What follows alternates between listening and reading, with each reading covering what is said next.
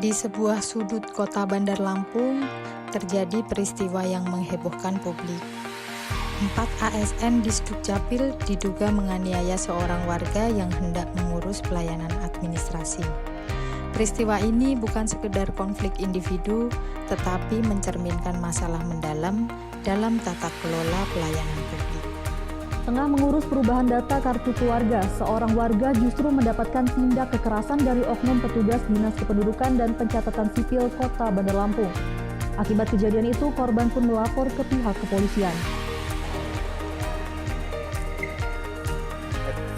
Saat dilakukan olah TKP, Randy yang diduga korban pengeroyokan ini menunjukkan kepada tim dari Polresta Bandar Lampung tempat di mana ia mendapatkan tindak kekerasan yang dilakukan oleh oknum petugas Dinas Kependudukan dan Pencatatan Sipil di Gedung 1 Atap Pelayanan Pemerintahan Bandar Lampung Rabu sore kemarin. Korban yang merupakan warga Lampung Barat ini mengaku mendapatkan tindak kekerasan saat tengah membantu kerabatnya warga Bandar Lampung untuk mengurus perbaikan data kartu keluarga di kantor di Sdukcapil. Namun saat mengurus perbaikan data justru sempat terjadi cekcok dengan petugas di Sdukcapil hingga berujung pengeroyokan terhadap korban.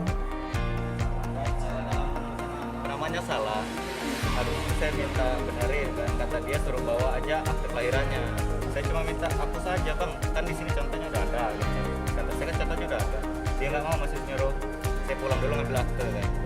Saya nggak mau kan, orang tinggal hapus doang, cekcok baru dulu. Ini memang langsung ditidurin itu, langsung tidurin, ditidurin, diinjek-injek ya, dipukul juga. Itu kalau kita lihat ada berapa orang?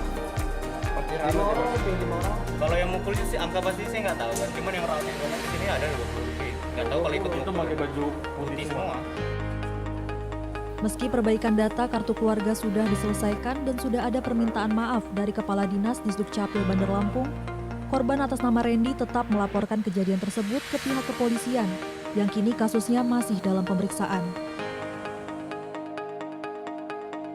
Sebagai aparatur sipil negara, tugas utama ASN adalah melayani masyarakat dengan adil, ramah, dan profesional. Namun, insiden ini menimbulkan pertanyaan, mengapa mereka yang seharusnya melayani justru terlibat dalam tindakan kekerasan? Berikut kronologinya. 1 September 2021, warga bernama Randy sedang mengurus kartu keluarga di Sdukcapil, diminta syarat tambahan yaitu akta kelahiran. Akan tetapi, Randy tidak mau untuk melengkapinya, maka terjadilah cekcok. 2. Keributan memanas. Warga dijatuhkan ke lantai dan dikeroyok sejumlah pegawai. 3. Korban melapor ke polisi, kemudian Kadis Dukcapil minta maaf. 4 orang pegawai diperiksa oleh inspektorat dan petugas loket pun dimutasi. Keempat, kasus berakhir damai setelah korban mencabut laporannya. Permasalahan ini timbul bukan hanya karena perilaku individu semata, melainkan dipengaruhi beberapa faktor utama. Pertama, faktor individu ASN. Masih ditemui kurangnya pengendalian emosi, rendahnya etika, serta minimnya internalisasi nilai melayani dan harmonis. Kedua, faktor sistem pelayanan. Prosedur yang berbelit, lambat, dan kurang transparan membuat masyarakat kecewa. Ketiga, faktor budaya organisasi. Sebagian ASN lebih berorientasi pada kekuasaan bukan pada pelayanan publik. Dan keempat, faktor pengawasan pimpinan. Kontrol yang minim, evaluasi hanya berfokus pada administrasi tanpa memperhatikan kualitas interaksi dengan masyarakat. Inilah 4 akar persoalan yang perlu dibenahi agar pelayanan publik dapat benar-benar dirasakan manfaatnya oleh masyarakat. Kasus ini berdampak luas, di antaranya yang pertama bagi masyarakat, yaitu timbulnya rasa takut, trauma, dan menurunnya kepercayaan terhadap pelayanan Dinas Kependudukan dan Catatan Sipil, dan juga muncul keresahan sosial. Yang kedua, dampak bagi instansi, yaitu reputasi instansi rusak, legitimasi menurun, dan citra pelayanan publik juga ikut rusak. Kemudian dampak bagi ASN, yaitu oknum terancam sanksi pidana maupun disiplin, sementara profesi ASN juga ikut tercoreng. Kemudian dampak bagi pemerintah yaitu persepsi buruk birokrasi, mengurangi legitimasi pemerintahan daerah, dan juga kontradiksi layanan publik.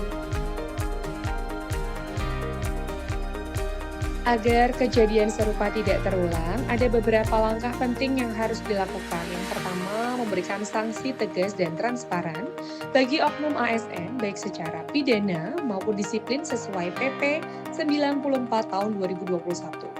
Yang kedua, memperbaiki sistem pelayanan publik melalui SOP yang jelas, antrian digital, dan helpdesk ramah. Yang ketiga, membina ASN melalui pelatihan etika, komunikasi, dan pengendalian emosi. Yang keempat, memperkuat pengawasan pimpinan serta menyiapkan kanal pengaduan yang responsif.